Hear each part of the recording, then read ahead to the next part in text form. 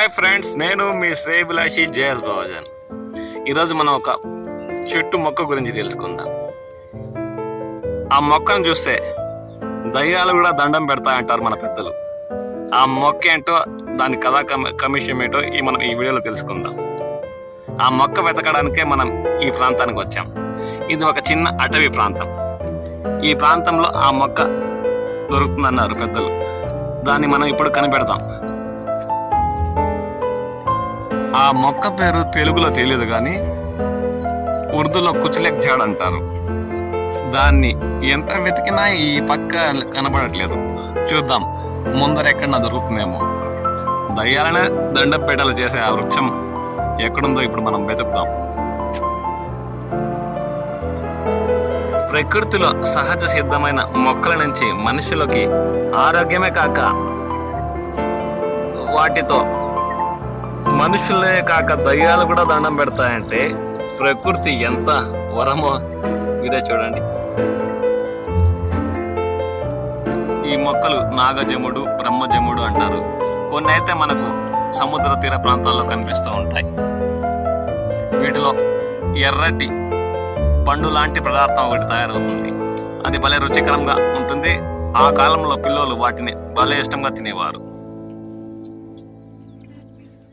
క్యాప్టస్ అని కూడా ఇంగ్లీష్లో అంటారు.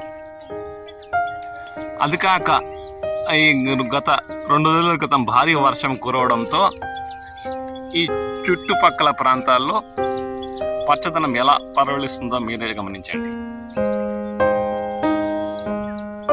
ఉదయాన్నే ఇటువంటి చోట పర్యటిస్తే మనసుకు ఎంతో ఆహ్లాదకరంగా అనిపిస్తుంది.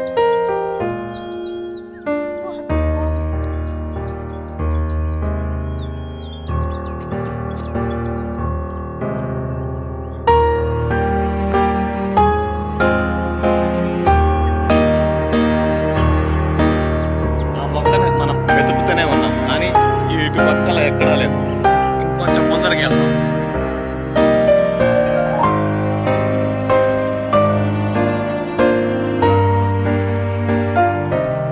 మామిడి పంట దిగుబడి కూడా ఈసారి చాలా తక్కువలానే అనిపిస్తుంది.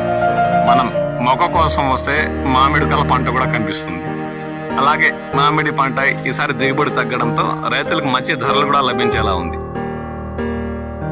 మన కురిసిన వర్షాలకి చాలా మేరకు పంట కూడా రాలి రైతులకు నష్టపరిచింది. ఆ దృశ్యాలను మీరు చూస్తున్నారు. చెట్లు ఏపుగా ఉన్నాయి, కానీ పంట మాత్రం చాలా తక్కువగా ఉంది. చివరికి మనం దయ్యాలు కూడా దండం పెట్టే చెట్టు దగ్గరికి చేరుకున్నాం.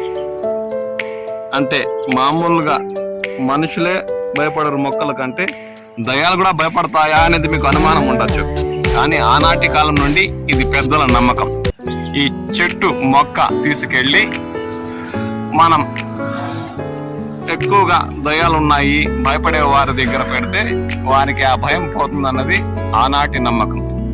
చూద్దాం ఇప్పుడు ఆ మొక్క గురించి. ఏపుగా పెరిగిన ఈ చెట్టుకి అక్కడక్కడ ముళ్ళు కూడా వాటి కాండాల్లో ఉంది.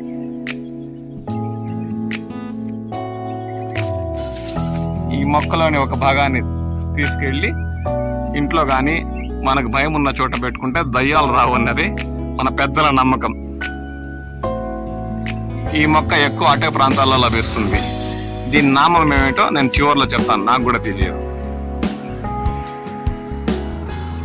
ఆనాటి కాలం నుండి మనకు కాని వాళ్ళు చనిపోతే వారు దయ్యాలుగా మారి వారి కుటుంబ సభ్యులను వేధిస్తారని ఈ మొక్క భాగాన్ని తీసుకెళ్ళి ఇంట్లో పెట్టుకుంటే అలాంటి నష్టాలు జరగవని మన పెద్దల నమ్మకం.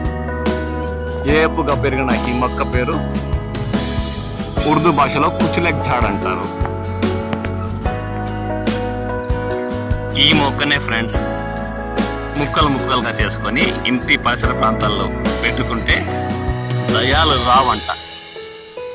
చూద్దాం ఏమవుతుందో.